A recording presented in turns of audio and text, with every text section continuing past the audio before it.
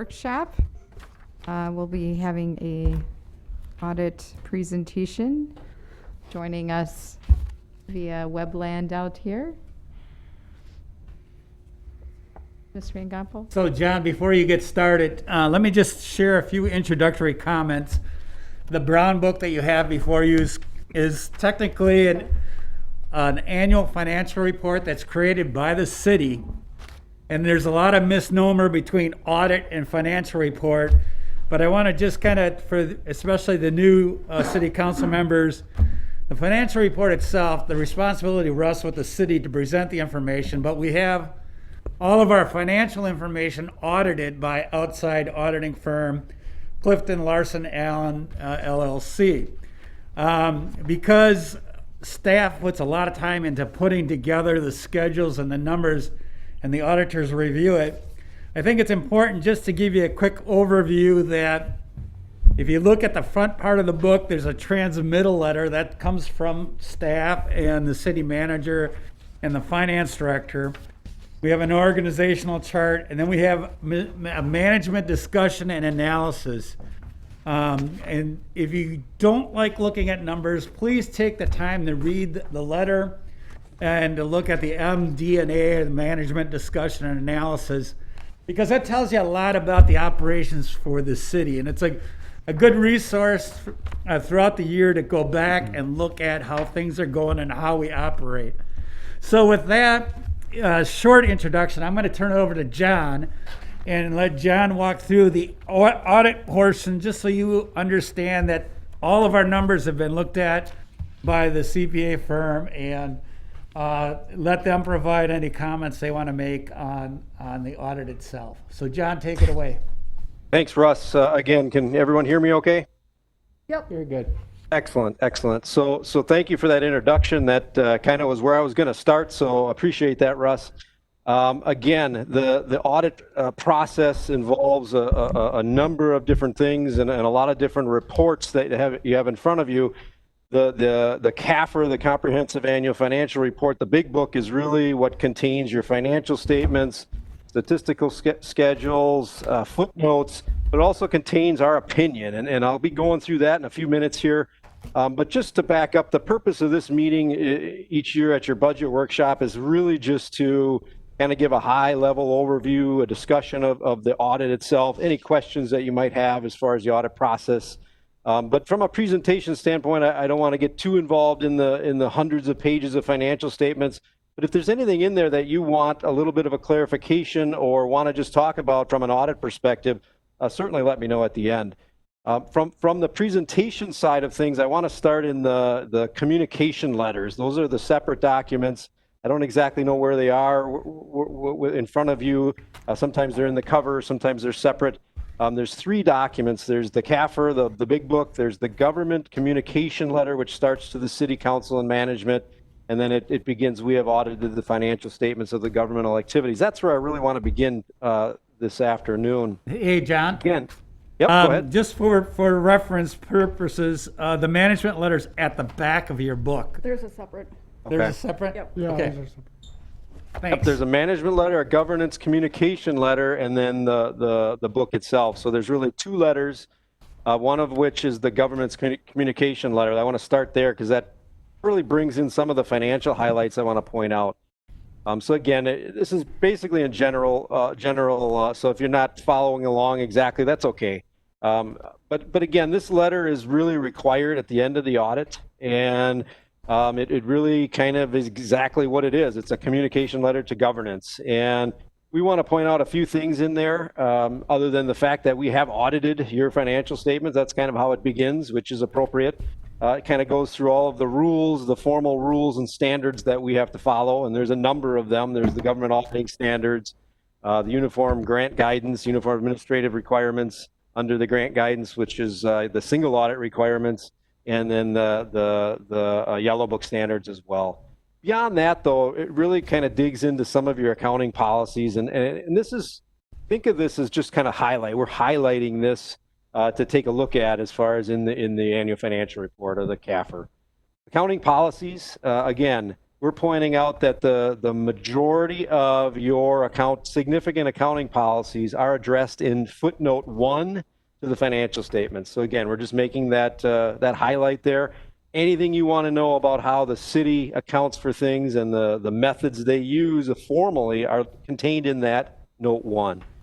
Then you have note 1C, which highlights a change this year, and that change is related to Governmental Accounting Standards Board, or GASB, statement number 84, and that is related to fiduciary activities. So in 2019, the financial statements that are in your annual financial report, or CAFR, have this change in there, and it's not a significant change. The reality of it is what the change is simply pulling out anything that you're handling in a fiduciary nature and that happened to be in another governmental fund. So for example, property tax collection is the major one.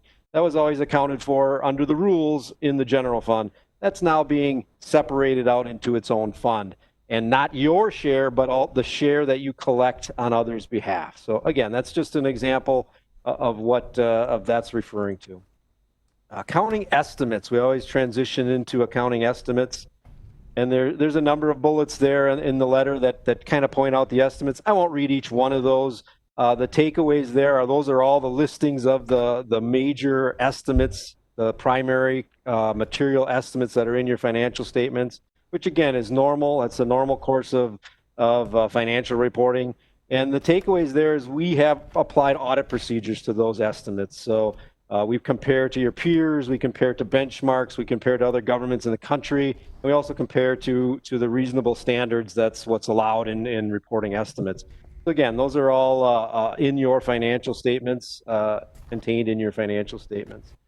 And the rest of the letter there kind of goes through kind of the highlights of the audit, any difficulties, anything that we want you to know about, any disagreements or anything unusual like that would be contained in that part of the letter. So highly encourage anyone from governance to review this letter very closely every year. I'm happy to report that this year there's nothing unusual, no issues like that, which is fairly rare in the audit process, but nonetheless, always good news. Good news to not have any issues like that. And I want to take just a few seconds here to just appreciate or just extend my thanks to the staff of the city. The audit process is again starts in the fall of the current year being audited, and it ends in the early summer, middle of summer, as far as the audit process itself and the reporting process. So a lot of work from the city goes into that, and preparing schedules and preparing things. And Russ kind of mentioned you also prepare the entire financial statements. So it's a big, large process, and certainly something to be proud of when you get to the end of the day and prepare something like that and receive a unmodified opinion. So we certainly appreciate that. As we transition into the management letter document, again, this is very similar. It's just a required communication. Kind of goes through what we found and some things that are contained in your governmental fund analysis and things like that. We do point out one thing with the debt reserve, which is at the end of the day a fairly minor thing. It just a bookkeeping error that kind of didn't have the right number in there that is required. We certainly worked with the city in correcting that in 2020 here. So again, management letter is also a document that kind of supplements the communication. But I really want to talk about the financial statements themselves a little bit, and really what I want to do is go into the big book here and go to page 13, and that is beyond the table of contents. That's beyond the letter, the transmittal letter, and that's really where the independent auditor's report is. So all of the really the entire book is prepared by the city, like Russ said. But these pages are the opinions. So I want to kind of talk about that a little bit as far as the opinion itself. So again, the whole 2-3 pages here is devoted to the opinion, but I'll shorten it here and just kind of talk about the bottom of page 13. In our opinion, the financial statements referred to above present fairly in all material respects the respective financial position of the governmental activities, the business type activities, the discretely presented component unit, each major fund, and the aggregate remaining fund information of the city as of December 31, 2019. So what that really is saying is essentially that you received a unmodified opinion, a clean opinion on the financial statements. So that's exactly what your internal control as a city, which operates 365 days throughout the entire year to really capture all the financial data on your accounting software and then ultimately flow right into these financial statements. That's what your internal controls really are built to achieve. They're built to achieve that. They're built to pass the audit. They're built to present financial information that can be relied on. So that's exactly what you want. That's good news. That's exactly what you set out to achieve. If we go back into the page 13 there, I want to then focus on page 19. And Russ kind of mentioned the management discussion and analysis, and that's really where page 19 begins there. And this is a document that is prepared, again, by the city. And I like the way Russ has described that, because from an audit perspective, I could spend the next hour going through each one of these financial statements and get into the details of the financial statements, but there really would be not little value of doing that and spending that time. Management discussion analysis breaks all those pages down and tries and attempts to really report that in plain English. So really in the middle of page 19, I want to kind of focus on that paragraph there, because what it does is it talks about the general fund balance. And really when we talk about where did the city end up at the end of 2019 from a financial standpoint, one of the key indicators, one of the key metrics we talk about is fund balance. That's what, when you go out for bond rating and things like that, that's one of the primary things they look at is, what do you have left? What do you have left in the fund balance of the general fund? The general fund is the chief operating fund of the city, so that's why we focus on it. It's where really all of them, the majority of the main operating part of the city is recorded. At the end of 2019 and 18, unassigned fund balance of the general fund was $14,256,427. So again, there's a number of different components in fund balance, but unassigned fund balance is the very bottom level. It's what you have left over. It's a reserve. So you're talking about the 2021 budget tonight. That's this number, 14 million, is what you carried over from 2019 into the 2020 budget, or the 20 year rather.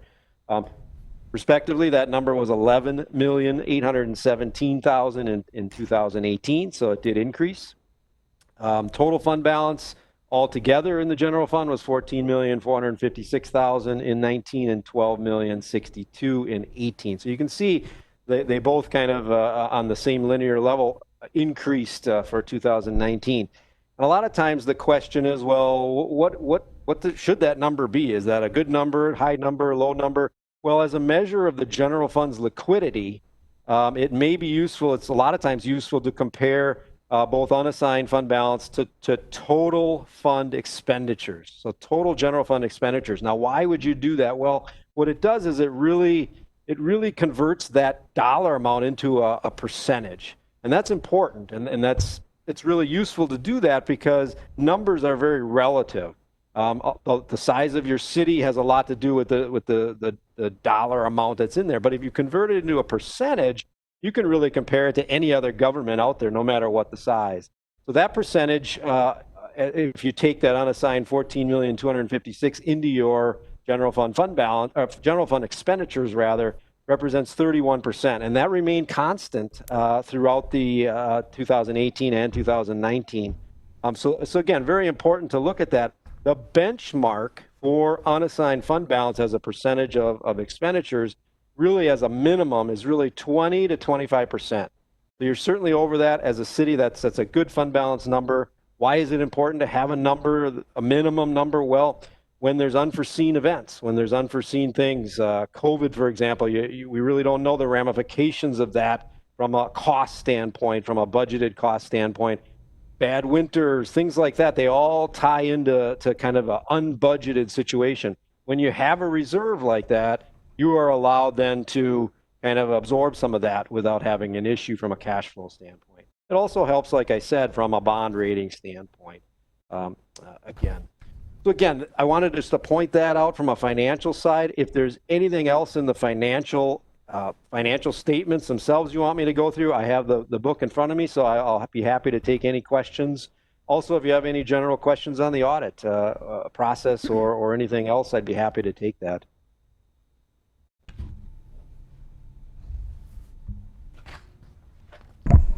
This isn't a comment about the audit, but for the members of council, Mugrauer and Ford, that are on the Longrange Finance Committee, the committee is bringing forward a revision to our fund balance policy. So part of the reason we're able to be successful in this is because we've been following a fund balance policy for about 10 years now. And the committee took a look at it and said, let's make a few tweaks. Yeah, and that's actually coming to City Council at your next meeting. It's a recommendation from Longrange Finance. Actually, we have a little bit lower threshold. It's at 16%. We discussed whether or not we wanted to raise that or not, but we did and are going to be recommending a maximum amount, and I don't remember what we ended up for a maximum amount, but we're right about our maximum amount right now. Just to kind of put things in perspective. Yeah. There's a lot to absorb, so certainly if there's other questions, you can always ask Russ or Jennifer, and they can kind of walk you through the audit. And one thing that John didn't mention, and I needed to mention is, a lot of times you see me at the city council meetings, but really the CPA and the best person that has put a lot of time and energy into this is Jennifer. Some of you might not have met Jennifer before, but Jennifer is actually a CPA, and she does a ton of work with John and with preparing your financial reports. So we couldn't be successful without a great team, and part of the reason why I was so pleased to have the opportunity to come and work with the City of Oshkosh is because we have a great finance team, and I'm really pleased with the effort and the knowledge that Jennifer brings to the team. And I just want to extend kudos for her work in putting the financial report together. Thank you. Do you have a quick question? I guess for Russ, in the letter from the auditor, it mentions the possibility or the recommendation of reducing the number of special revenue funds, consolidating that for simplicity's sake. Is that something that we plan on doing? We did a couple in 2019. We merged, I guess, if you will, a couple special revenue funds into funds that we already have. Again, we'll be looking at some additional ones for 2020 and slowly kind of putting them back instead of having it segregated so much. Okay, so even though they pointed it out, sounds like you're on top of it. Yep. Yeah, we try to. With our accounting system, we can actually track programs a little bit better than what we could in the past. So we can kind of segregate multiple funds or multiple activities in one fund through the use of project numbers. And so there's not the need to have all these, and some of them are pretty small, the bicycle, what are some of the other? We closed the police had 2 special revenue funds that had like a couple $100 in it. So we merged it with their regular fund, but didn't broke it out by a project number. Fire had 2 different special revenue funds. We combined those into one. The bicycle fund was another one that we've combined.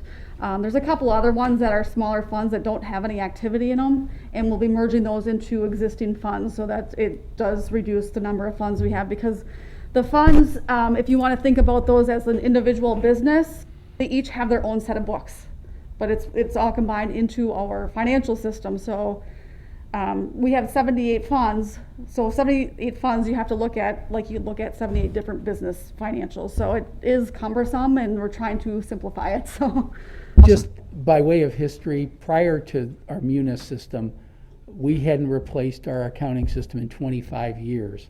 So it was it was not very robust. So the answer was we get a new funding or something, Correct. and instead of doing something like a program, like Russ said, we created another fund. And we just did that over the years. And when they said we had 78 funds, it was a bit overwhelming, but it can easily get simplified with the tools we have within Munis now. Absolutely. But when we put the old system to rest, it was well past its retirement age. And I'd just add too, not only do we have a new system, it's an enterprise resource planning system. So, We spent, quite a bit of money on it, and it integrates all kinds of different business systems now with the city, where we had so many standalone kind of antiquated systems in the past. Now we're moving to a more modern system that we can use across the whole organization. Yeah, just to explain real quick on why that's in there as a recommendation, I think Russ kind of alluded to it. There's a lot of small special revenue funds in there.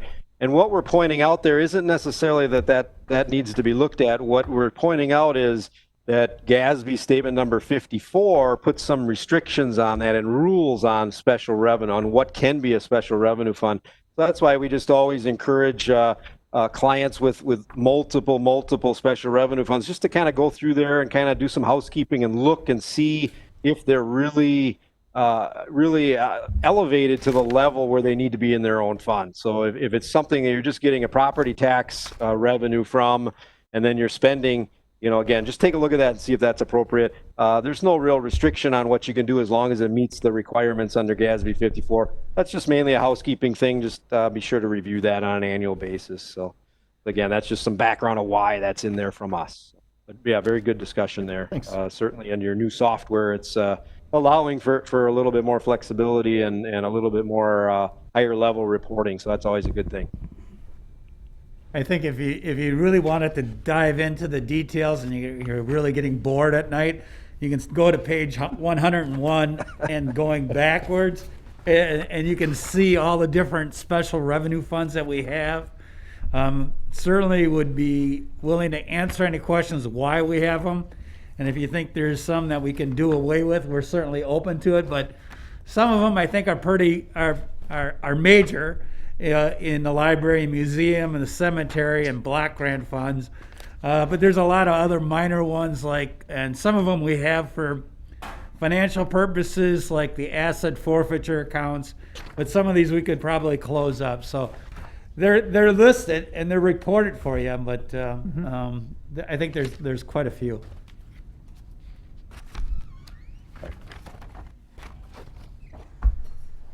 Any other questions? I don't think so. I think we're going to get started. John, thanks so much for your presentation. Like John said, if you have questions, you can contact the city manager and get the information to myself or Jennifer. And if we get really stumped, we can call on John. But I think we can handle most of it. I'm sorry, what was that? I said I think we can handle most of the questions. Very good. Yeah, certainly use me as a reference throughout the year if you have any questions. So appreciate the time and have a good rest of the meeting. Thanks. Just one other closing statement. There is, and when we talked about our fund balance policy, we talked about this organization called the Government Finance Officers Association. It's like the gold medal, the blue ribbon association for our profession. They do have a certificate of achievement in financial reporting, which says you meet their standards. We're almost there. My one goal was to try to get us there. A lot of the larger cities in the state of Wisconsin meet that standard.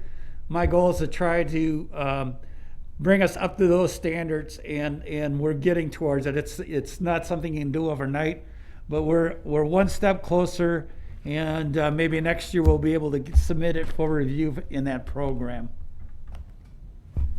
Exactly. Okay. Next, Russ, we're going to talk about year-to-date. Sure. So we fast forward from December 31 to June 30th. Yeah, we do have a handout for the agenda. The agenda has slide numbers, Representative, and I have to apologize for putting numbers in a PowerPoint because I know when you print it out, sometimes the numbers aren't the greatest. We'll have them on the screen. If you need a bigger printout on the numbers, we can do that. As a way of introduction, some of the things you're going to see tonight are also part of this new software package, and I talked about it at City Council meeting prior. It's called Forecast 5. And this model takes our accounting information, makes it in a dashboard that can be transparent on our website, and we're trying to keep that up to date, and we'll be keeping that up to date. We have June and July on the website. We're going to be talking about June, and we should have July is posted soon, I think. We got May and June, I'm sorry. So we're working towards that. So on page 3 is the start of the revenues. And the gray column is the prior year to date amount. So normally in June of 2019, we were at $25 million in revenue. Currently, we're at $26 million in revenue. And then we can project based on past trends where we're going to be. On a negative connotation, if you look at our revenue, we're projecting revenue and forecasting revenue to be slightly under budget by about $500,000. That number is $477,705. So if we continue today on our current trend line based on what's happened in the last 3 years, we'll be under budget on the revenue side by $477,000. Normally that would be a concern. It still is a concern.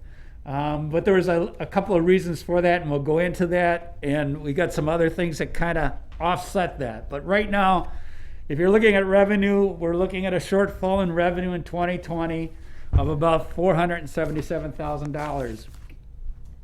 If you could advance to the next slide, what we did is we have a graph that just kind of shows by source how our projections appear on our forecast versus our budget. And you can kind of see that the shortfalls are in charges for service is one major area, and I'll just talk about that in a little bit, but I just wanted to show that in a graphic. The next slide, actually this is fairly common for Wisconsin municipalities. If you're not familiar with financial operations of the city, we collect our taxes in the first part of the year. Still, a lot of people pay by January 31st, but not all our taxes come in at that point in time. And then in July, we have another spike. In July, we get 15% of our shared revenue. The yellow line that you see on the graph is just a trend representation of where our revenue or how much of our revenue is coming in each month. The blue boxes represents the actual amount collected. So you can kind of see that we're falling a little bit below trend on some of our revenue collections and where our collections are expected to come through the remainder of the year. So that's a pretty typical schedule for Wisconsin municipalities. Yeah, it's sort of, I mean, I use the farming analogy. You harvest in January, but you got to live off the harvest for the balance of the year. And we get a little bump in November, shared revenue, and then we're back to taxes again in January. And we have the same trend line for expenditures, and it'll just be a little bit later on. So if you look at revenue at a glance, again, we're under by about $477,000. It's a little bit less than 1%. Again, charges for services are anticipated to come over budget. The assessor's fees that we collect are a little bit higher than anticipated. We're also seeing a huge reduction in license and permits. I think you're pretty much aware that we did adjust down our liquor license this year as part of the COVID response to businesses. And fines and forfeitures are down based on our parking fines not coming in and not being as enforced as rigorously as in the past. That was a conscious decision made during COVID because we wanted to eliminate or reduce the number of contacts we had, and it kept people from coming in to complain about parking tickets. Plus, people weren't going places, so they were kind of keeping their cars where they were. So we did relax. We're back to normal now, but we're not going to make that up. So the next slide just kind of shows how that pie gets sliced. And I think what I'm trying to illustrate to you this evening is something you'll see on a future dashboard, and it's just the makeup of our revenue by source. And you can see most communities in Wisconsin, it's basically a third, a third, a third. But in Oshkosh, we rely on our taxes quite a bit. And I know that the city sometimes gets criticized for license and permit fees and other charges. But a lot of communities, that's a third, and we're not there. We're 20-some% if you add in all the other little slices. And then intergovernmental revenue, we've talked about that a lot in the past. That's the money coming in from the state of Wisconsin. We're right just over a third of that. So we're at 35%. So this is kind of a good visual picture to kind of see where our money comes in from as we go through the process. So after the money comes in, where does it go? And this is important for our budgeting for 2021, but through Forecast 5, we have the same analytical tools available to us. On this one, we're looking at expenditures by departments or our activities by divisions, and we've summarized them, showing the prior year expenditure to date of $22 million. Our current year is $21 million, so we're trending a little bit below our budget, which is good. All total, if we continue on the same spending pattern and departments continue that same pace and do not pick up the pace, we still should be $1.3 million under budget. So even though we're going to be short by $400,000 on the revenue, we're not spending as much as we thought we would at the budget time last year. And I'm projecting a $1.3 million short below budget estimate in our general fund, which is basically our operations for next year. So that's a good news.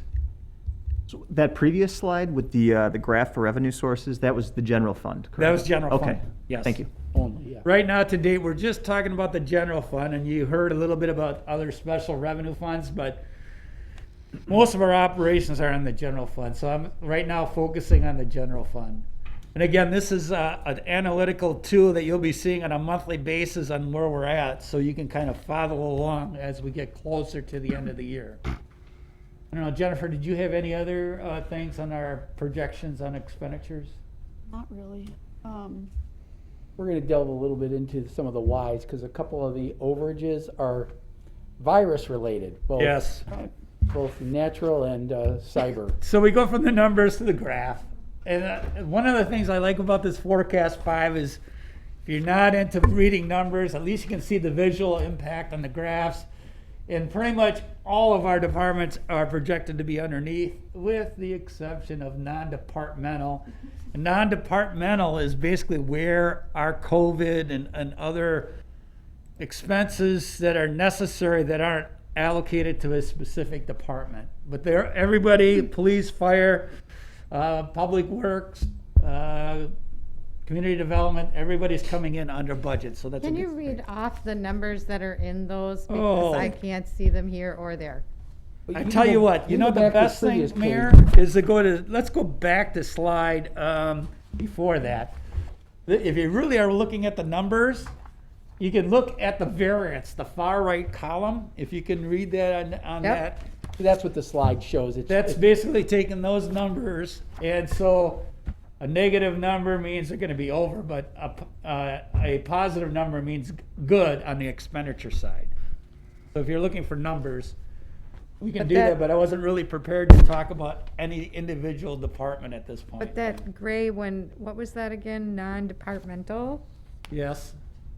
We're projecting that to be over budget by about Six from the bottom. $57,000. Okay. And that's virtually COVID, everything COVID related. It's actually two things. It's COVID and it was that whole ransomware cyber attack. Cyber liability. We had costs. to record the expense and then we get reimbursed, so Yeah. it's there. I mean, That's where we need to focus resiliency, right? yes. So going from that, let's go back to that visualization real quick, and then the one right after that on slide 10. It's the same information that we're still projecting $1.3 million, but we did it by category instead of by department. So you can see right now, most of our variance to the good is coming in salaries and benefits, and it's not because we're paying anybody less. It's just that the amount of expenditures that we had projected we're paying less than what we have. We basically have left some spots open, haven't filled them, and those, could happen. If they don't happen right now, if they stay on this current path, we should be $1.3 million to the good by the end of the year. Yeah, when you think about it, it took, with COVID, it slowed everything down. So hiring vacancies took much longer. So vacancies were longer than normal. While there might be some overtime was reduced significantly during, I would say, the March to May period. So, because basically people were going to work and then going home. There were very few people taking off because they had no place to go. So they stayed at work. So we weren't paying overtime for somebody to replace a garbage man or a police or fire person. So And we didn't have the special event overtime charges either. yeah, I forgot about that. Yeah, that's probably the number one biggest. We looked at salaries, benefits, supplies, services, some capital outlay, and then other stuff. So it's just kind of a better picture on the category side of things. The services are projected over because those are COVID and cyber attack. Those were the expenses we incurred to respond to those emergencies. Am I going at the right pace? Too slow, too fast? Keep her going. Okay, this one just kind of gives you a quick picture. Again, looking at the forecast, the budget, you can see the forecast for salaries is a little bit less and services is a little bit more. It's kind of hard to tell on this graph, but one of the nice things is we get some visualization that's easy to reproduce for you. And then if we go to the next slide, on slide 12, this is the expenditure trend line for expenditures versus actual. And again, we're working on numbers through the end of June. So the bars are the actual amounts paid out. The green line is what we trend and have been trending. Now, I have to caution you, a lot of this is based on journal entries and final accounting towards the end of the year. This is not to represent that a lot of people spend a lot of money at the end of November and December. This is just how costs get allocated in the general fund.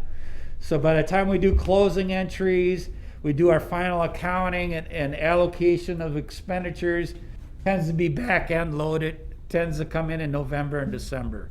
Overtime payouts Yep. occur late in the year as well. So everybody, costs they built up, so that's where you might see some downward trend because we haven't had special events and we gotta have a bunch of overtime building up like we did before. A couple of quick bullet points on expenditures. Again, it's under budget, so that's good. The salaries and benefits are a little bit lower than what we anticipated at budget time. And then services are a little bit over. Some uncollectible accounts that were there, but most of it is contractual services. Most of that was the cyber attack, and then with the COVID expenses that are, if we get reimbursed for those COVID things through the various grant programs, it'll be a revenue and expense. So that's why it's kind of hard. But this is an unusual year as far as some of those unusual expenses.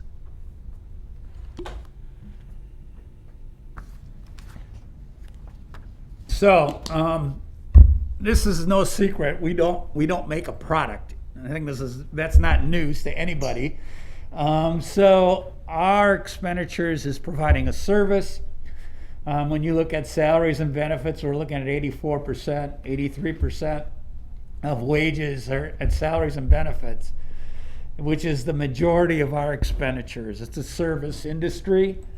We do have supplies and we do have other contractual services and debt service, but the key component here is that mixture of personnel to non-personnel, and that's been holding steady. Last year, for those that were on council, I had a graph that went back 5, 6, 7 years, and it really was about the same percentage. So that 83, 84% really hasn't changed a whole lot. So I didn't put that graph in this year, but this kind of donut pie donut graph just kind of illustrates where we spend our money. So I don't know if anybody had any questions. Hopefully that was nothing new, but that kind of is where the money gets spent. Just a quick question, I guess, for either you or Mark. What's our total staff count for the city? Well, you're 600. fortunate, it's right there in the audit. I was looking at that, Page oh, they 8. put it in there. Yep. Page 8, did somebody say? Yeah. Yeah, so I would have been stuck if you had asked me without this book. But 523 full-time, 95 part-time, and 85 seasonal. Thank you. All right, so expenditures. So you heard some discussion about fund balance tonight. People that were in long-range finance had it last month. You're going to have some more on Tuesday night. We kind of look at the amount, dollar amount was the unassigned fund balance. And then we do have some reserves, so I don't want to mislead anybody, but there's some other things in the general fund balance. But the big thing is the unassigned. And if you look at our expenditures being under budget by 1.3 million, and our revenue being under estimate by 477,000, we're expecting fund balance to grow again by another $900,000 for next year. And the next picture kind of shows what's been happening to our fund balance.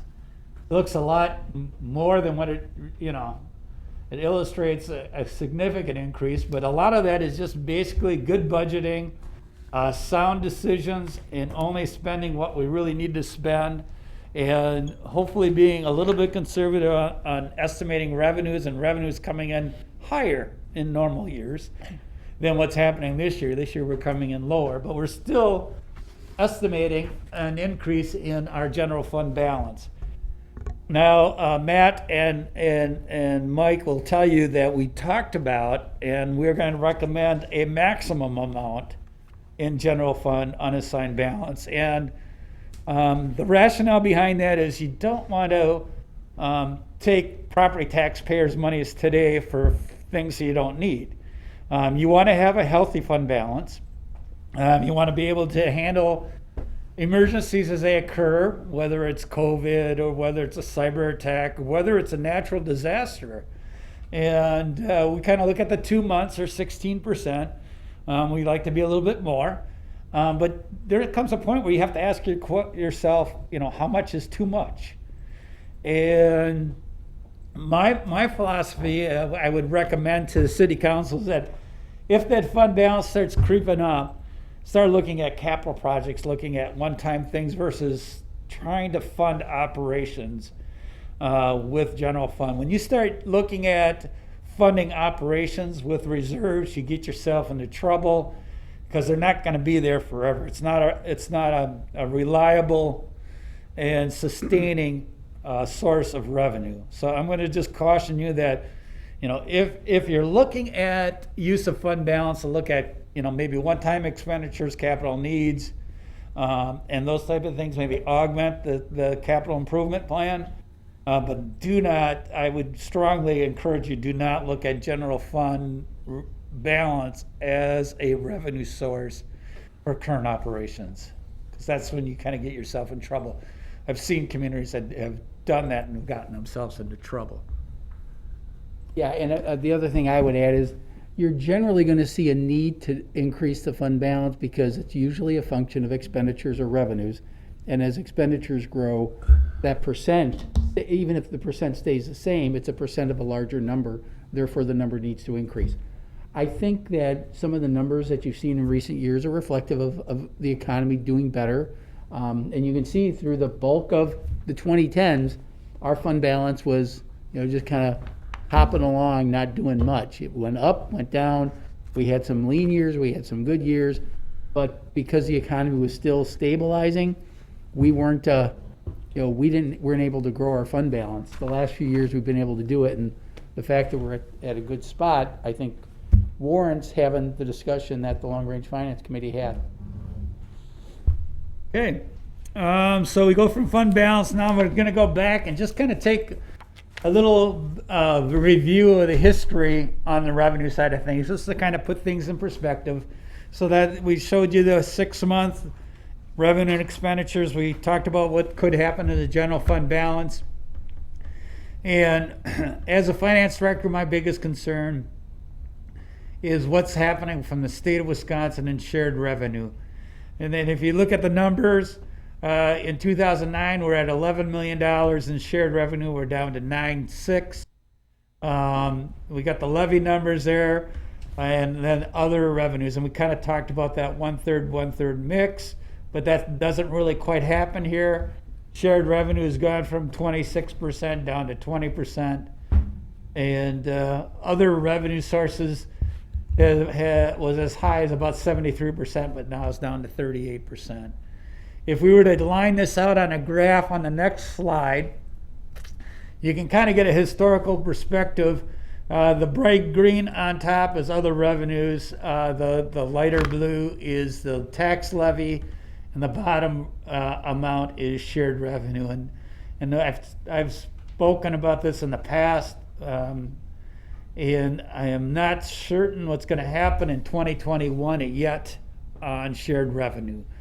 There has been some talk that the state is going to be in some difficult times with their budget. The latest information that I have received from the League of Wisconsin Municipalities and other finance directors is that it appears we're going to be held harmless in 2021 with shared revenue. We don't know that for a fact yet. We're thinking that if there's a reduction in the state budget, that might not impact us until 2022. Between now and October, we should have a better idea what's happening with shared revenue, and that's still an important piece of the pie for our revenue for the city. Russ? You'll see that shared revenue has basically remained stagnant since 2012. 9,670,000, 9,690,000, a little up, a little down every year, but it's effectively been frozen. No new dollars from the state. What is included in other revenues? Other revenues is basically everything else. Fines and forfeitures, Okay. charges for services. Jennifer, can you help me out? License and permits, interdepartmental revenues, Okay, anything that's not levy. Yeah. got it. And just for people, if you look on page 28, it's broken down there. I think things that aren't the tax levy or shared revenue Sure. are listed. if you The wanna next, dig I think deeper. the next slide, and I don't have it in front of me. Actually, I didn't get a chance to fix this, Mark, I'm sorry. Okay. This one, actually, I think the percentages go back and tie back to 2011, and I was gonna rechange this title on this slide, and I didn't, I apologize, but the whole reason is to look at the last 10 years or so, and just look at how our reliance on other revenue has gone down, how our reliance on the property tax levy has gone up, and how our shared revenue has gone down. It really was just to give you a quick one-time snapshot of that pie over a period of time. So I thought that was important just to show that. It's 2011. That should be 2011 if you tie it to the numbers. One positive thing, at least the city of Oshkosh and the communities in Wisconsin aren't tied to sales tax, because that would have been a massive inconvenience to our numbers over the last few months had we been strongly tied to sales tax. So. Yeah, that's been a long debated issue. Property taxes, is it the right way to collect to pay for our services? There are other states that rely on sales tax, but it's very volatile, and you can talk about, the impact on society on sales tax versus property tax. The city manager just shared with me, they're just beginning to have some discussion about whether or not a local sales tax might be an option.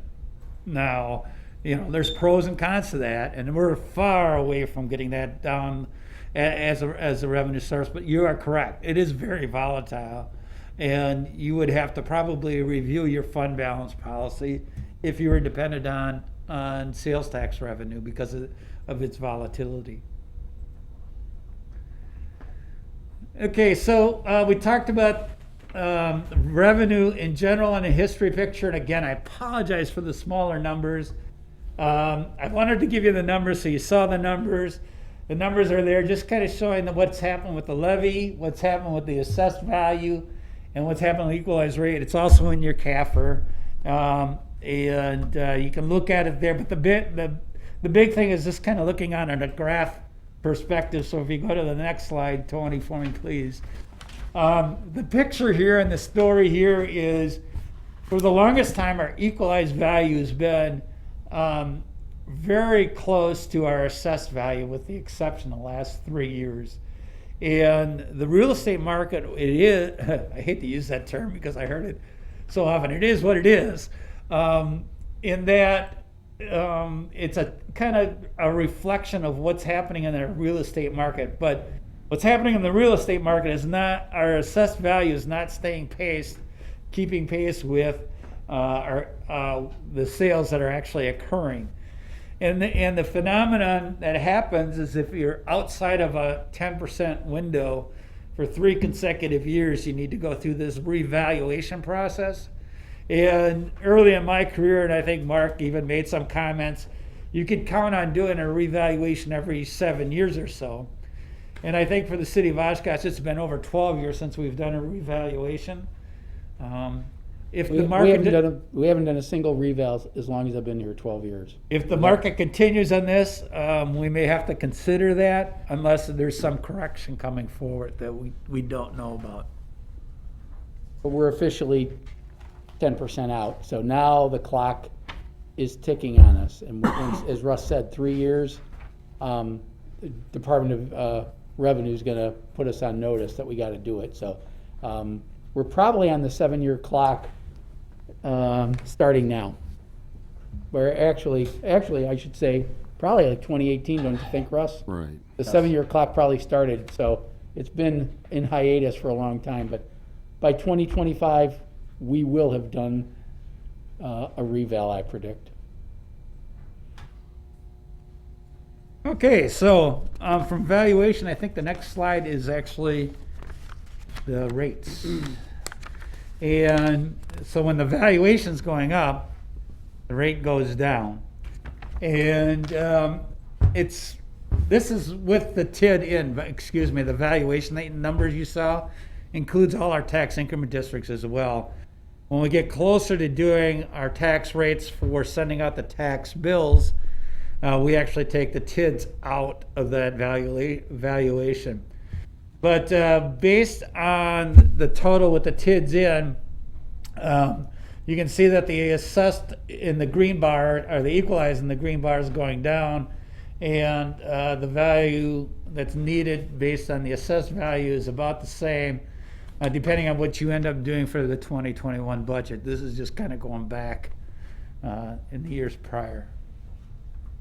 And the thing Russ and I talked about with the 7-year reval, one of the things about revaluing every 7 years is every 7 years you would see a reset in the rate. The rate would go back down.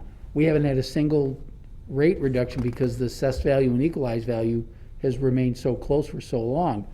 So now that you see the equalized rate start to go, that's also another indicator that a reval is coming. And once a reval happens, the assessed rate will go closer to where you see the equalized rate, which is where you should be anyway.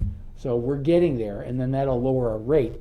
That doesn't lower taxes, it doesn't raise taxes, it just redistributes how we cut up the property tax pie for you and me and everybody else in town.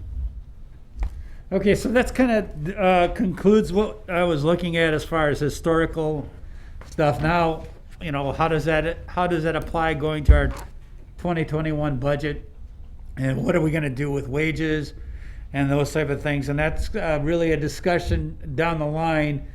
As I put together some preliminary numbers for you to consider, at least think about the impact, we looked at setting up an allowance for future wage adjustments, and you'll have to make that decision Later on, you have some collective bargaining agreements that are coming due, and then you have to figure out what you want to do for non-represented employees. And at this point in time, we're working with our health insurance provider and working with the market. Right now, as of today, we're looking at an increase of 7% in our health insurance premiums. That's been worse, that's been better. And I think we are working with them on as far as what options might be available. And some of those options, again, would depend on collective bargaining with the bargaining units as well. But the premiums right now are looking like a 7% increase unless we make some adjustments. And at this time, we do not anticipate any insurance for dental increase. So, Fitz, were you going to make any other additional comments at this time? I don't think so. I think you described it really well, Russ. So, as Russ said, we enter into collective bargaining. All of our contracts expire at the end of this year. So we'll have to have dialogue about what, honor that process and see what happens. And then we've already, as Russ indicated, utilized our consultant to take a look at health insurance, and there might be some options where we might be able to reduce that 7%, but we're looking at those also. And we're fortunate we don't have any anticipated dental insurance increase. So We do have a closed session planned for 5 o'clock on Tuesday, where we're going to talk the preliminary discussions about collective bargaining, and we can probably share a little more information with you then. But we have an allowance in there, and that's just, for now, that's probably the appropriate thing to do. But what we do know is that based on the current wage scales that we have, people adjust and move within the wage scales. And based on some of the retirements that have happened within the city in the last couple of years, people have exited the city at the high end, and we've replaced them at a lower end. And we, start them out lower as they get more experience and become more accustomed to our operations. So we have advancement within that salary plan. And some of that we have built in knowledge of where people are going to be slotted coming up into 2021. Based on that, we have 2020 wages, and this is just a broad picture. If you look at the general fund, we're looking at about $30,563,000 in wages. We project that to go up about $30 to $31,690,000. And some of our benefits are driven by cost of wages. So your Social Security, your WRS are all related to how much compensation you get paid. So those get adjusted accordingly. If you look at just the general fund and general fund supported, what we see in looking at our wage scales right now, we're basically already committed to about 1.5 to almost $1.6 million in increases for current employees. And that's kind of a hard number. And when you see later, we're calling this non-discretionary versus discretionary. So this is, if we do nothing else, these are built in because of all the step increases and there's no furlough scenario in no, this. at all. we don't do that either. We don't do any furlough scenarios. There's no reduction in workforce, but there's also no increase. These are all wage-based increases. So the WRS rate for public safety is going up. And by our collective bargaining agreement, we cover all WRS employer costs even when they increase. So we eat that cost, and that's a increase over and above. Let's say that person got a 2.5% step increase. Well, that's reflected in here. But that 2.5% also impacts FICA, WRS, life insurance. And so the increase in life insurance is reflective of an aging workforce. So it's going up pretty high. Other people are shifting into, once they shift into a 45 to 55 or 55 plus, then those numbers go up. So you're seeing some of those numbers start to inch up a little bit. It doesn't look like a lot, but 65 to 92 is only, like $27,000, but it's under 50%. It shows you with an aging workforce, something like life insurance bumps up a little bit. So everything factors in here, This is only wage-based though, so that gives you an idea of what we're looking at. You are correct, Mayor. At this point, this is based on the current workforce we have right now. We'll have to make that decision as we go along. But I wanted to show council worst-case scenario with the existing force of what we're looking at. Where we end up is going to be the council decision as we get to it. These are assumptions because we still have the departments are just now submitting their budgets. So we're making assumptions, we're making some projections on where we think we'll be. But this 1.5, we know that this is a number we're going to have to absorb, assuming no changes in staffing workforce. So the next slide is the same thing, only on looking at the premium costs, the city's cost for health and dental insurance. And again, based on a 7% premium increase, that would represent in the general fund and general fund supported personnel, $220,000 increase. So again, I think we're working on whether or not that can come down. But as we see the market right now and the estimates that we have with the 7%, that's what it translates to.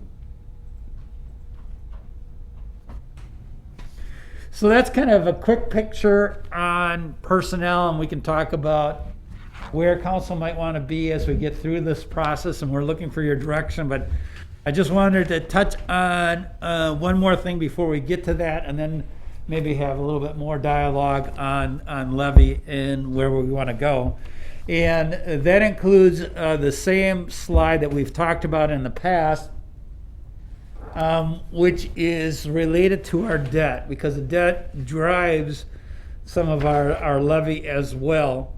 We showed you this slide when we discussed the CIP. We talked about it before. There's been one slight adjustment in the blue box. We now have the estimated value, equalized value, and the good news is that's going up 6%. So our debt limit capacity based on that revised amount, if you look at the line for 2020 and go all the way over to the right, is 55.5%. Now, I know that City Council has had some concern about the percentage of debt limit.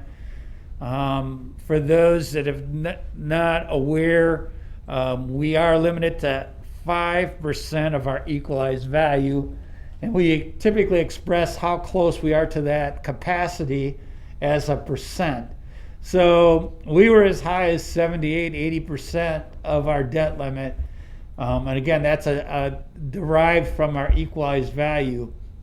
In 2021, if we take on $15 million in new debt and looking at a 1% adjustment in our equalized value going forward, and I don't have a crystal ball, I can't know for sure, but I'm just looking at the best possible projection, I think, and modest projection of 1%. You can see that we'll be at 54% of our debt limit. And by the year 2028, we would be underneath 50%, which is your policy that you discussed and approved last year. It's been a goal of the council since I've been here. And just it illustrates that we do have the capacity for $15 million in new debt. The other number I would point out, clearly that blue number that Russ highlighted, I mean, he really wanted to, illustrate that equalized value, because we had so little movement through the 2010s that when you get, and this is a better than normal year, but the decade before was pretty stagnant. You get a good year like this, and look at that percent, it dropped by over 5%. That's making big impacts. And again, Russ went back to a more conservative 1%. I'm not guaranteeing anything for 22, because when 22 rolls around, the property values as of January 1, 21, I predict will go down. People are going to come in and if they have income-based properties aren't going to generate as much income. So we will have ups and downs, as we always do. But the growth in commercial and industrial is certainly demonstrating an uptick that we're going to reap the benefits of for a few years. So we're getting to the council's goal of 50%. I'm not going to, claim victory now, but we're almost halfway there in our first year. That's a very positive thing. Similarly, the third column, our outstanding debt, as of this year is 123 million. We were at 147 when we started this process in 2014. So we've gone down $26 million. That's like 16% of our overall debt has been reduced. Another very good factor. Those are the two things we're working on. I would submit to council, and I know there was discussion about the 15 million, having concerns about that, but that was never our goal. That's a means to our end. It's absolutely a means to our end. And by having that restraint for the past 7 years, we've made a lot of good progress. But we've made good progress on debt, but we've still been pretty stagnant on capital investment. And I think that's why Mr. Robbie's lurking in the back here, because it's part of that, and it's part of our other capital needs. So Russ, I think, has great confidence. I think the other thing, though, Mark, and touched on it just a little bit, if you look at the changes from year to year, and you look at 2014 to 2021, we had some really significant reduction in debt. We have some modest significant in debt going forward to the tune from 500,000 reduction to only a couple 100,000, but it's still a reduction. Till we get to 2029, I think that's assuming all of these other debts continue. We can kind of structure the debt so that we don't have that bubble in 2029. But the story here is we're doing a really good job in bringing down our debt and giving us some capacity. And I would say the council deserves the lion's share of that credit, but also I'll say it because finance won't. And, some of the restructuring of this debt has also assisted in us, making these positive improvements, understanding what the market's like and then making those changes at the proper time, I think have really helped us go forward also. Yeah, I think I'll show that in just a couple more slides down the line, but that's a good point as well, because I wanted to highlight that. So if you look at the percentages going forward, this is just kind of a projection going out, what's happening to our debt limit. And you can see that that's getting lower and lower, and it's projected to go lower. And then the bigger one is the next slide, where we have the capacity. The blue line is what our year-end debt would be. The red line is what it could be. And you can see that gap's widening, and that's a good thing. We're getting more room, more allowance, and we're reducing our debt to our capacity. Yeah, and I get that, and we've talked about this at different times. Doing that makes you feel good. That 50% of capacity. However, getting down to actual 50% of actual debt, from that whatever point that was, from when it was 5 or 7 years ago, is a better goal. And I don't know what it was framed, and I don't know how it was put together back then, but the reason for that, or at least my thoughts on that, is getting that capacity feels good.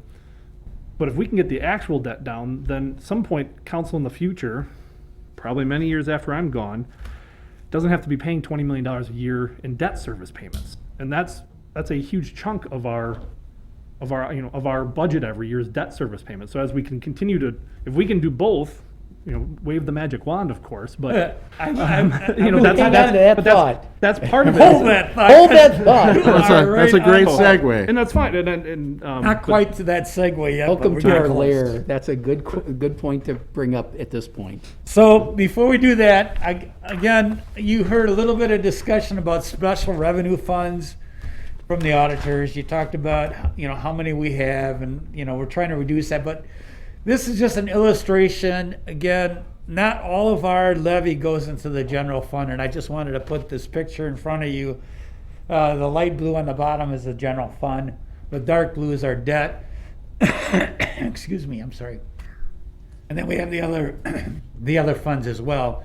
So, I know you can't read dollar amounts and that, I don't know, but it kind of segues into my final slide. And before we begin discussion is,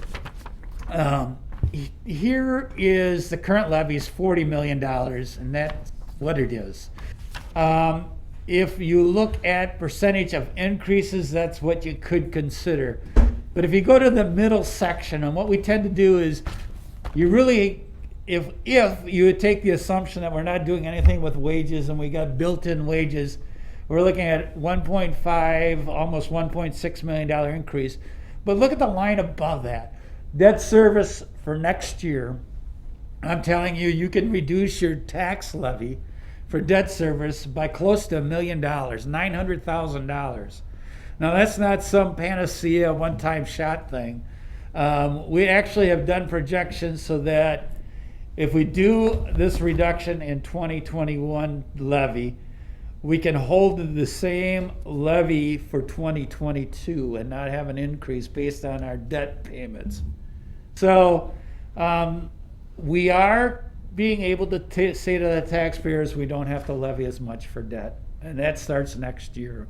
And Jennifer, when you and I were talking about this morning, you talked about how some of the refis are Yep. partial, So- are a huge contributor to Right, that. so part of the refunding has allowed us to basically have a fund balance in the debt service so that we can slowly weed that fund balance in there to reduce the future debt. So that's where you're starting to see your savings by the refundings, is applying that fund balance, because the debt fund balance you can only use towards debt.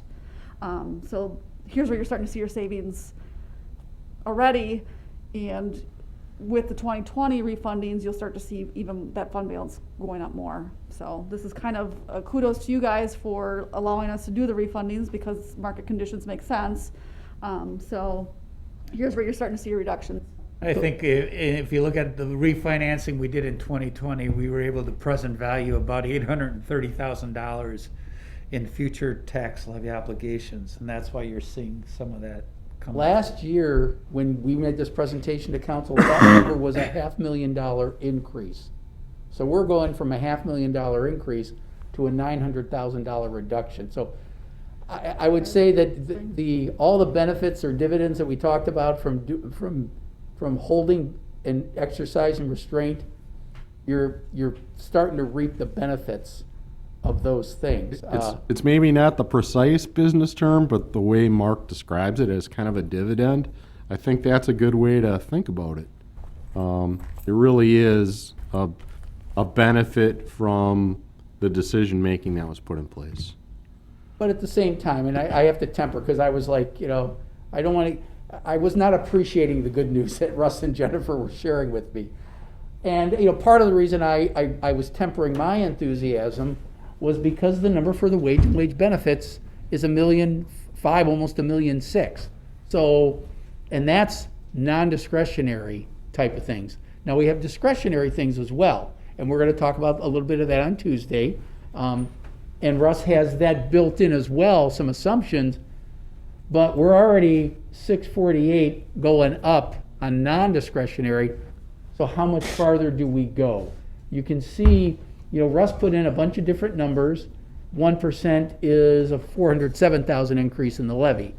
If we did nothing else, nobody got any increases, it'd be 648.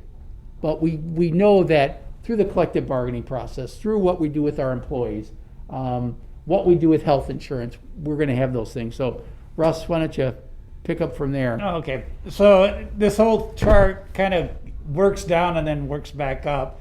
So again, the non-discretionary adjustments Mark just talked about, the discretionary allowance that we have right now for adjustments of 900,000. And then the increase in health insurance, again, at 220,000, that could come down.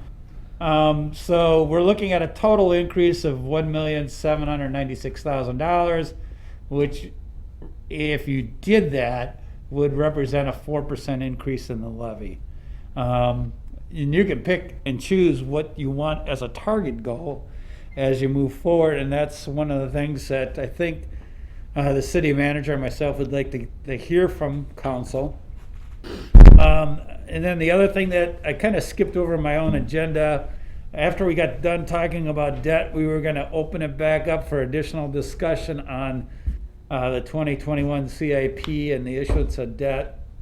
So I think we wanted to get to this to show that there is a dividend Yep. for debt, but the council still, gives us direction on where they want debt to go and where you want the levy to go. And those are the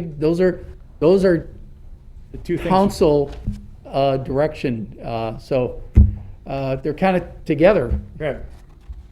So I'm tired of making a presentation, and then at this point, if you got questions or if you want to have discussion, I think the city manager and myself would really like to know your thoughts on, what you want to do looking at 2021 for debt. We are going to present to you the capital improvement plan on Tuesday, but that's just the plan. It's a plan laying out the projects that we think you need to consider.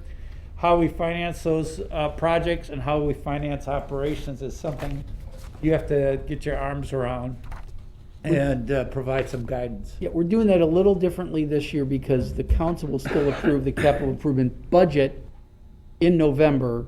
The plan itself is more of a planning document than it has been in the past. Even if council says, well, we want to reduce debt by X number of dollars, we can do that and we'll make the adjustments from the plan into the capital improvement budget that we present to council in October for approval in November. So we'll still, it's a little different than what we've done in the past, because normally what we've done is we've given you the capital improvement plan during budget time, and basically you're approving the plan and the budget at the same time. Now you're going to be reviewing the plan and then considering the budget, and the budget has to factor in all this stuff. So it gives you a little more time to think about it. And I guess just to be clear then, so, isn't there then an option of, staying between that 12 and 14 and taking out of the reserves that we talked about earlier for some of those projects? Yeah, we could still do that. Once you take Just a look curious. take a look at your fund balance policy, absolutely. And I think Russ and I have both done that over our careers, and our fund balance has been growing, and that's good. If you want to say, well, we still want to spend this money, we just don't want to use debt, as long as we're judicious in how much our fund balance is, because we want to maintain the policy. But if we're hitting a max, absolutely, it just makes sense to use that additional fund balance. I don't know how close we are, Russ, but with the proposed policy, I didn't analyze it that way. We're really close. Did we do 32% on max? 35%. Thought it was 35. I'm not remembering off the top of my head. We're Yeah. close. I So got assuming 35, we're not there yet, but we're close. Yeah. So again, it comes down, there's nothing to say you can't draw it down a little bit, We but we did 2 years ago with transload, with road work for whatever the yes, the we road did Compass Way. Compass Way, the $1 million or $1.1 million for that. We pulled that out of general fund. So it's not unprecedented, we just didn't do it under the guise of a max in your fund balance policy. It's not to say that you can't take it out of the fund balance until you hit it. It's just that when you hit it, you absolutely should do it. And Russ is suggesting that's when you look at funding some capital stuff. But it's not to say you can't do what you're suggesting. It's just that we haven't hit that trigger point yet. So debt, levy, anything else, Russ? Because that's what we wanted to leave time for council to kind of go through that. Yeah, we were planning to be done by 7. We got 37 minutes, so we give you, more than a quarter of the meeting for. We did do 30% as max, so we're like Oh, right at the 30. max now. Yeah. But So that 30 is the max. it hasn't been approved by council yet. So question for you, Mark and Russ. The debt service, the levy going to the debt service, that exists outside of our levy limits, correct? Yes. So do we have an anticipation of what our levy limit is going to be? Because that's going to dictate, right, a lot of what we're able to do. I hate to get into the weeds and the worms. Sorry. But there's the levy calculation goes into it. Yeah. But if you haven't, in the past, we haven't maximized our deductions to the levy limits by our debt levy. So we've only reduced it enough to qualify, so we've left some wiggle room Okay. in that. We don't know what the levy limit's going to be, but we did not have an issue meeting our levy limits last year. We typically have expenditure restraint. Gonna hit us It first. kicks in before. Okay. It kicks in long before we hit that, okay. levy limit. And the other component of levy limits is your net new construction. We do know what the net new construction number is, and that's 1.98%. Okay. If we didn't have any allowances on the debt side, we would be limited to 1.98%. Actually, when I did one of the scenarios, I had that in there, but we ended up taking it out because it's not applicable to us at this point in time. Okay. Thank you. Well, sarcastically, this is always the happy fun meeting when we get told that we're gonna be, at this point, anywhere from 1.5 to 1.8 million dollars is already just gone off the top, that you walk into it with no changes, no nothing, and 1.5-ish is gone from your ability to increase or improve things at all from our capacity. So that's always the fun part of this meeting is finding that out. So thank you, Russ. Appreciate Yeah, it. I know. I hate to be the joyous one.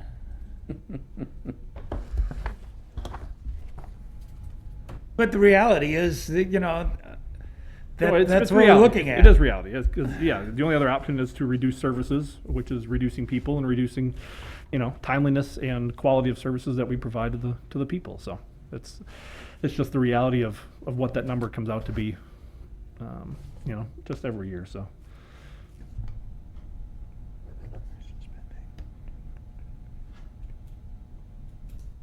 Council want to talk about their capacity for debt and new debt next year?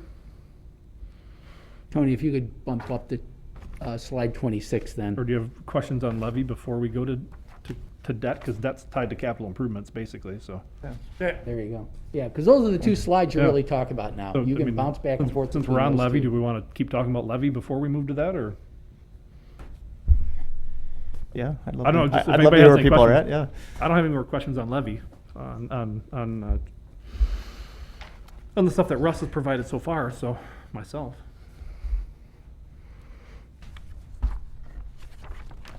Sounds like you want to talk about it, Matt. No, I don't. I just want to keep the meeting moving along and make sure that we've all get a chance to talk about the different topics, so.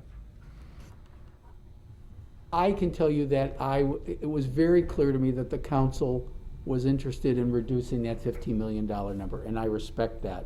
And I think the council's inclination for the last 7 years has been try to limit that.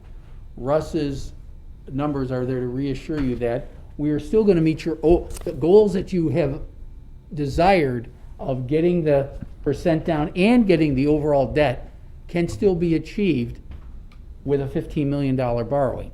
If you're not comfortable with that, let's have that discussion. I mean, we've developed some scenarios that we can do to limit that borrowing, but we're here to tell you that you can still do the 15 million and you'll be okay.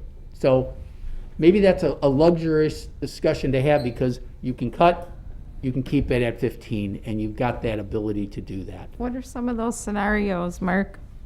It's really about staging the capital improvements, the large facility capital improvements, because that's the bump up is the first one is, last year we had to add $1 million to streets because just inflation and demand for that. But to go from 12 to 15, that's to start taking a bite into some of the facilities. The proposed CIP has a plan to say we'll do the parks facility over a 2-year period. Is it 6.5 or 5.6? 6.5 or 5.6? I can't remember. 6.5. 6.5. Okay, so it's like 3.5 and then 3. The alternative to that is do a smaller amount the first year, more of the lion's share the second year, a smaller amount the third year, and then you can start doing, in the third year, you can start getting into the training center. But that puts the training center completion pulled back 1 year, so. Unless you went back into the reserves, right? Or, yeah, I mean, we could look at that, and given the numbers that I heard Russ say, if we're already over, we can have that, that's a legitimate discussion. It's, I mean, I don't know what that extra 1% is, but, you know, a few $100,000, you know. And maybe while Russ is looking that up, just to add to what Mark has already said, for the folks who, weren't present when we were doing strategic planning at the beginning of the year, the council members talked about where we're at with the capital improvement program.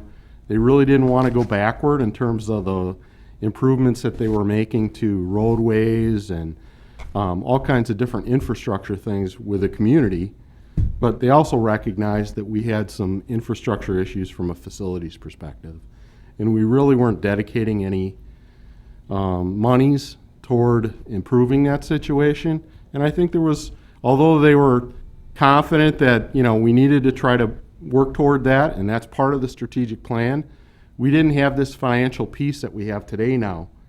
And, they kind of took a bold step saying, yes, we need to address these infrastructure issues, but this piece was missing. So hopefully now, with this information, you're armed with this information, you'll feel a little more comfortable following through with some of the things that were integrated into that strategic plan at the beginning of the year. And Mark kind of outlined some of them. So that's just a little bit of additional background for everyone as to where some of this had come from. And, council members that were there, you certainly can weigh in on some of that stuff too. But I just thought I'd share that with everyone. Okay. I will say, looking through the CIP, I mean, nothing, it's not full of fluff or anything for that $15 million of debt. The one thing that stood out to me was the taking $200,000 out to tear down the former sanitation garage. I mean, to me, that seemed like an obvious thing, that if we were looking to reduce the overall debt we're taking on next year, that would be something worth doing. I also think, maybe this is a broader discussion, but I would want to be careful right now about taking away the luxury of having this nice fund balance, because I think we're about to go into a couple years where there's going to be a heck of a lot of unknowns. And if the choice to me was between taking on debt when we know that we're going in the right direction in terms of our percentage, which I know it makes us feel good, but it also has a real financial impact because it makes our debt cheaper. It plays into our bond rating. I would feel more comfortable having that be a debt issue as opposed to going into our reserve funds that might be incredibly useful in ways we don't know over the next 2 years. And that's a good point. And I guess, then I start thinking along the lines of there's some things that we put on the top priority for example, let's see, 9th Avenue Extension east to Main Street, which would kind of help with some of the Pioneer and Sawdust District area, vision, and I think we have it set up for 2022, but are there some other things that could maybe change priority to kind of offset that?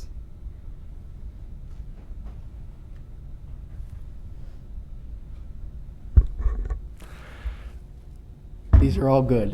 Yeah, no. And I wanted to comment on Mike's points, because I couldn't agree more. I'm in lockstep in your thought process on just being a little bit timid on using those funds immediately, getting too smiley, getting too happy with,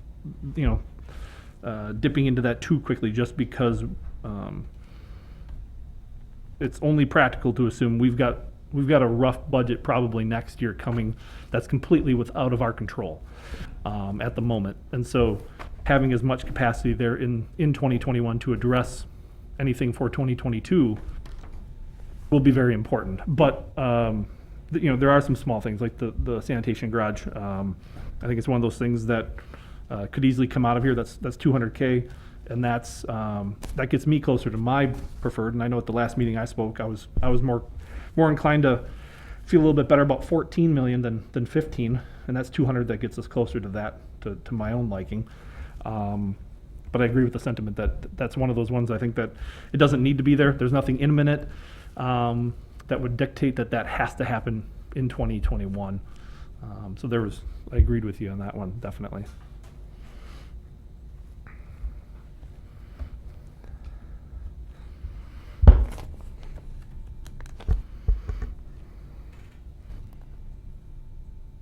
I guess how does the rest of the council feel about 14 million as a target? I'll just weigh in. Our goal is to get under 50% of that debt limit used, and at the 15 million, which I feel is what's being encouraged by staff, I mean, we're getting there.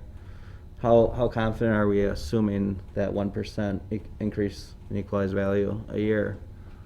And as well about the rainy day fund, I would be hesitant to use that too, because I mean, next year, the following year, we might be in some real bad spots where we need that money at that point. And if we don't have to touch it now, it looks like we can get there on its own. But how confident are we at that 1%? Oh, how confident? I'm gonna let Russ answer first. Well, from 08 to 12, we saw very little growth. Right. Now, we're not in the 08-12 housing crash and just market collapse. However, no one knows what the next 6 to 18 months holds. So that could easily be holding the line. It could easily be holding the line, if not a reduction. I could see a scenario with a Yes. reduction. I could absolutely Russ, see. Russ decided to go help 'Cause- Tony over there, not Because it's help really me. because Oh, yeah, I'm that helping you, trust me. because the equalized value number is really tied more to commercial and manufacturing. The changes in it is tied more to commercial manufacturing because we don't have a surplus of new construction homes going up that are high end that just, you know, we don't have hundreds of homes going up. We have commercial entities that are adding value and building new places, and that's where and then, you know, TID's closing, that's where we receive a lot of that increase. So while we have a substantial amount of residential property value, it doesn't go up drastically on any given year because you've got 24 new homes, 20-ish that go up every year. That's it. It's pretty stagnant on that side. The mayor had raised a point which I didn't want to forget, because the mayor raised just one project as an example, and I ran back to my office and pulled out the CIP, and the extension of 9th Avenue east to Main Street is not budgeted as of yet, and that's a $5.5 million project. 2.5 would be needed in 21. If you knocked it down to 14. And you follow the mayor's logic of maybe we can look at some cash, put that over in reserve and hold it for 9th Avenue extension, for example, and then just hang on to it. And if something happens where we need to extend 9th, because right now we don't need to extend it until something happens with Pioneer. That's what I'm thinking. Something happens, we can jump in and go, we didn't borrow that extra $1 million. We had to scramble with Oshcorp to get some of the infrastructure over there. And we were successful in doing it. You're really kind of having the same discussion that staff was having that night that we had to figure that all out. Remember, James? I mean, we spent a lot of time taking those two ideas just for starters and putting aside. There may be some value to doing that. And we can figure out a way to, whether it's the 200,000, Mike, that you don't think, that demo, we can come back with, look, to get to 14, we can do this, but I would say hold the $1 million in abeyance for borrowing. Maybe we don't have to borrow it in 21, maybe we don't have to borrow it till 22, but we hold it in abeyance and we take the surplus and commit it, and then stay at the 30%, it sounds like, Russ? I mean, those are the options, and those are the type of things that we'd be looking for direction, but those are the type of ideas that would greatly benefit us. Where were you going, Ross? Were you brought the spreadsheet back? Spreadsheet's live. Everybody loves the Hey, spreadsheet. spreadsheet's live, no increase in equalized values. You may have Zero. created a monster now with Russ having this live. Zero spreadsheet. He percent. likes this thing in long-range At finance. so- 15 million bucks, we'll be at 53%. Whoever holds the mouse has the power, so. So that's zero, Russ? Yeah, okay. So see, So your answer is if we had no growth and equalized value, Over a that's what decade. happens with new debt. Over a decade. yeah, so we don't hit 50%. I mean, that's the stated goal, so we might have to dial back annual borrowing to get there, but if we have a little growth, then we can say, all right, do we hold back a little bit, save for that? You don't want to say when we're extending ninth as a rainy day, because if it happens, it's because something's happened with Pioneer, which we'll be celebrating that, but it's And going to have a fiscal impact. I think everybody's hitting on this point, you know, Matt and the mayor and Mark also. You know, you want to be conservative, you want to have money that you can draw upon if you need it, but also we've recognized here by this chart and our discussion that if, you know, we can facilitate development, then we can really accelerate our ability to get to that number. So it's kind of like a catch-22. You know, you can't be too conservative because then you won't fuel development, but you still have to have some money to get things done. So it's not an easy answer. No, you're right. And, you know, to Mike's point from before, you know, I'd rather have the debt, which is cheap right now. I mean, it's very cheap for us to take on debt True. That is true. than to do a disservice to us by dipping into the cash reserves too quickly, and by too much. I don't discount that at all, and your point is very well taken, as well as, you know, fully supportive of. We as a city and past councils have chosen not to support improvements to our capital, our facilities. You know, the Parks building is one. We've got many. It is time to address those. And I think at least in my willingness to go to 14 from the previous 12.5, that's just where my comfort level is at, but I get where, you know, you're trying to get us to commit to improving our facilities before they're past the point of not even being usable during a year where, you know, we've got to move some people out of a facility and then do some damage control very fast. Well, if you did 14 million going into the future with no growth and equalized value, you're pretty much at the same point in time. Same landing spot on the percent. Yep. Yeah. That's maybe a little bit more comforting, you know, at least you I can get it. see that. Well, that was, I think, the purpose of Jake's question. Was Right, what, that's you know, Jake's Can we point. still get there with a bad scenario? Yeah, and a bad equalized value scenario, we could still get there. We'd have to dial back to 14 million. But the beauty of this model is that if it comes to pass that it's better, we might be able to look at more. If it comes to pass that it goes down, we can make a similar decision on that. Or, as the mayor suggested, maybe that's when we start to say, well, we can't borrow as much this year because we lost some equalized value, but if we got some surplus, you know, Russ just told you, we're projecting a $900,000 surplus that's not showing up in that number yet, because that's the projection for December 31 of this year. So you might have another 900,000 to say, all right, now do we do this? I mean, there's the tools that we're providing, and I think the best thing was bringing the spreadsheet, just to, you can exercise your mind in terms of where you can go with this and recognize you do have flexibility, it's just circumstantial. So I had a question on the debt limit percentage. Obviously, the lower that is, the cheaper our borrowing is.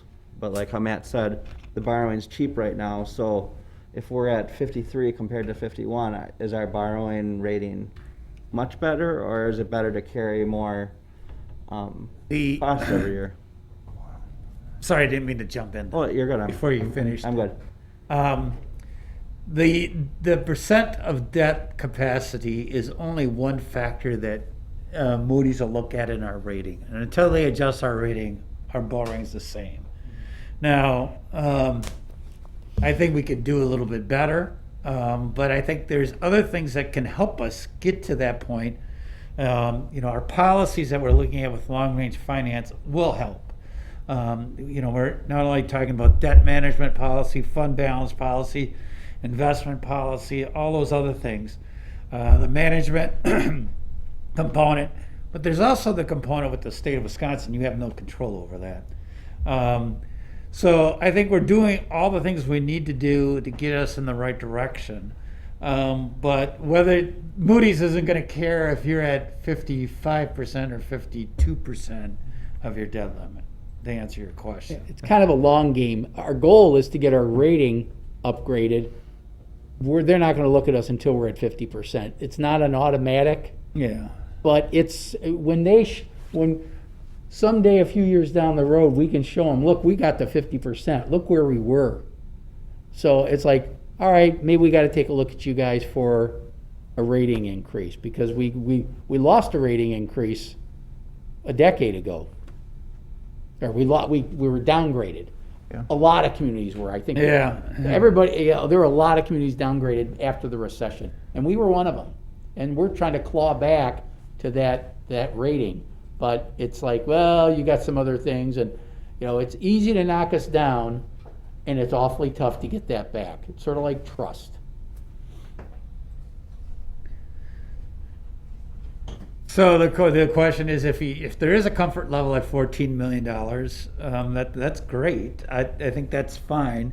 How much flexibility do we want to do with fund balance, and what do we want to do with our plan moving forward? And that's on for next council. Yes, it is. Yep. But I think we're hearing 14 is comfort zone. Okay, it's tough. I only have eyes to look at. It's usually Yes, facial yes. expressions. You really appreciate them, but you don't get them. But nods are good, and eyes are eyes are tougher to read. I'm appreciating that much more now. Okay, thank you. So then you'll take that number and come back to us with a revised CIP that matches that at some point in the future. We'll come back with a capital improvement budget that reflects the 14. Yep. The plan, we're bringing to you, we think these projects need to get done, but now that we know 14 is your number, we'll work on the budget Yep. that will reflect the 14 million. Support that. It's a little different than we're doing it, because No, in no. the past, I would have said, well, you just approved the plan. Now it's like, no, the plan and the budget are independent of one another. Well, that, I appreciate doing it this way a little bit, and here's why. And I won't badger this point, but keeping us high level in terms of thinking, in terms of, and I know we picked on one particular project, and so I'm going to look like a hypocrite here, and so I'll own that. But the higher level, the thinking in terms of, here's what we support in terms of levy and debt.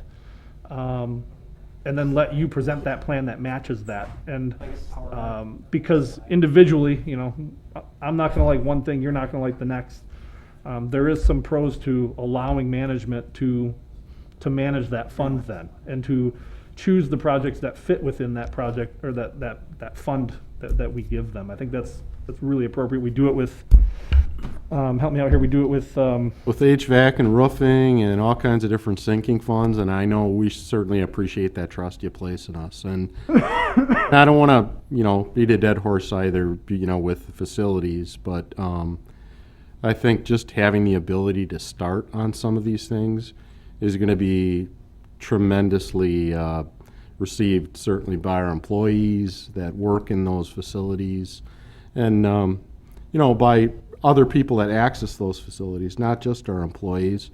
We talked about what improvements we were able to make from a service perspective with a central garage and all kinds of different things. And I know, we have other partners in the community that, we strategize with all the time. One of them is the school district. I know they're going through some difficult times with some of their facilities right now. I know Council Member Paschal is trying to help them with some of their decisions too. And we want to try to see if we can stay ahead of some of those difficult decisions if we can. And I know the council has a lot of things on their plate, but I think, just having the opportunity to work on some of these things is, it's a very positive thing. So it's appreciated. Thank you. So was there some type of target as far as levy increase that you might be comfortable with as we compile all the requests from the various departments, right now you're seeing a potential 4.4%. That 1,796,000, Russ translated it up there, so that, Is 3% a magic number? Is 2% a magic? I don't know what your comfort level is, and I know nobody likes it.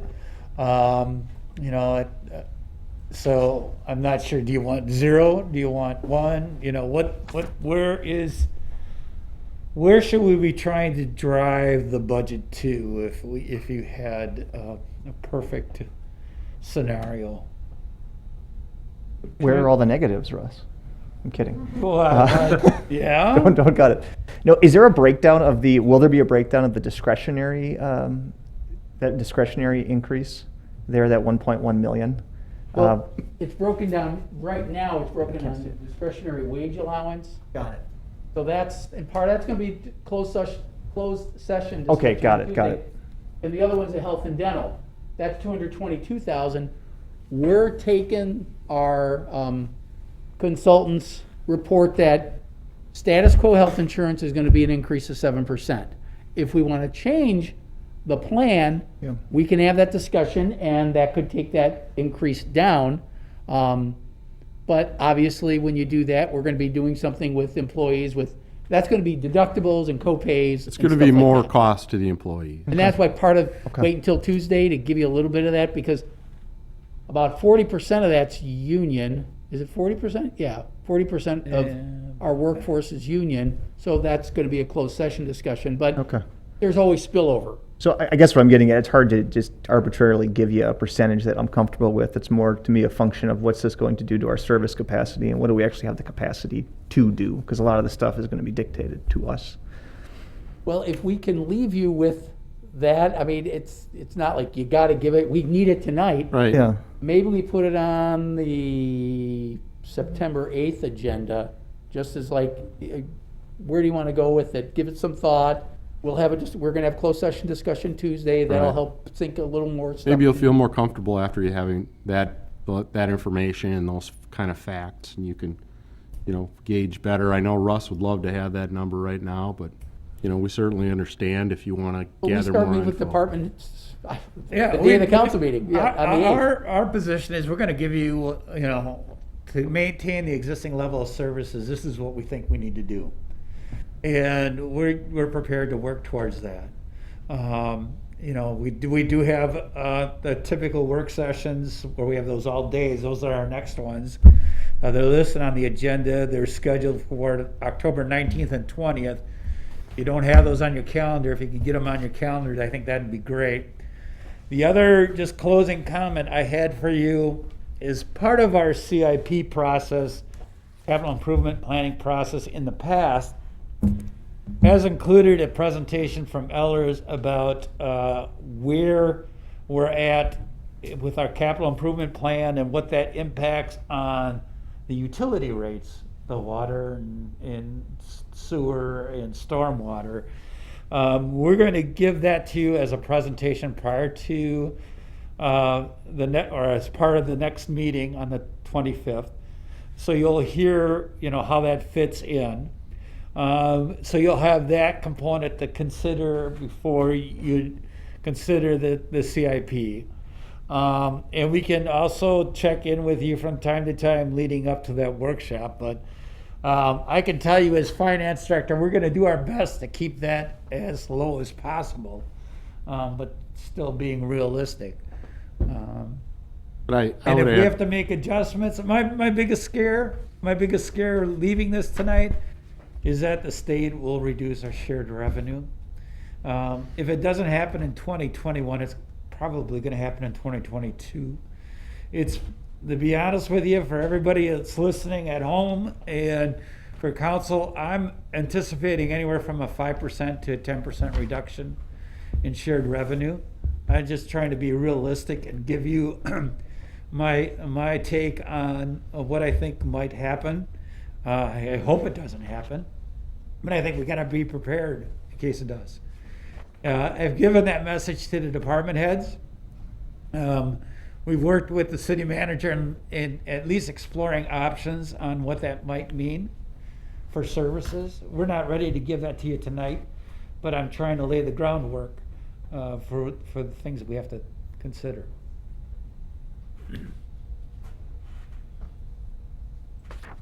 That's what we have. I really appreciate the feedback. I will put on the September 8th agenda, I worded it, discussion on levy target for 2021 budget. So, and if you can give it some thought, and we'll bring these sheets back maybe, so you can, do that. I also put a note, I'll have Diane forward you this PowerPoint.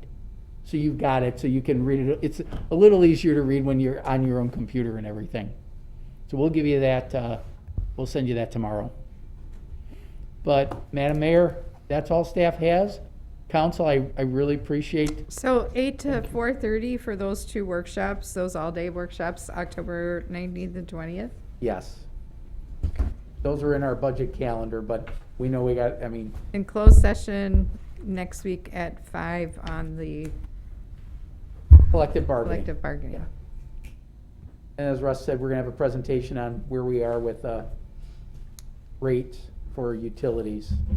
We've had that in workshop, in this budget workshop, the third one, the normal third one. We're not doing that normal third one. We're going straight to the October ones. But we know you need to have that presentation, so we're just putting it on the agenda. And they'll have that lifeline rate information in that one. Yeah, we'll give you an update on where they are with that, because, just to give you a quick preview, they're not recommending a water rate increase at this time. So Lifeline's typically built into a water rate increase. So it's probably looking at where we are for next year. One of the things they look at is your rate of return on your utilities. And if we don't have the need based on our rate of return to do an adjustment for the water, they're actually be kind of difficult to get through the Public Service Commission on a rate application.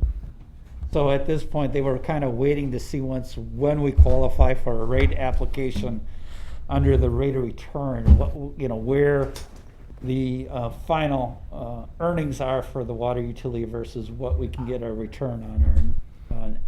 We expected a rate increase to come forth, but without a rate, so the whole Lifeline thing was premised on a water rate increase, but if we're not doing a water rate increase, it's gonna be very, Why would it be assumed that that was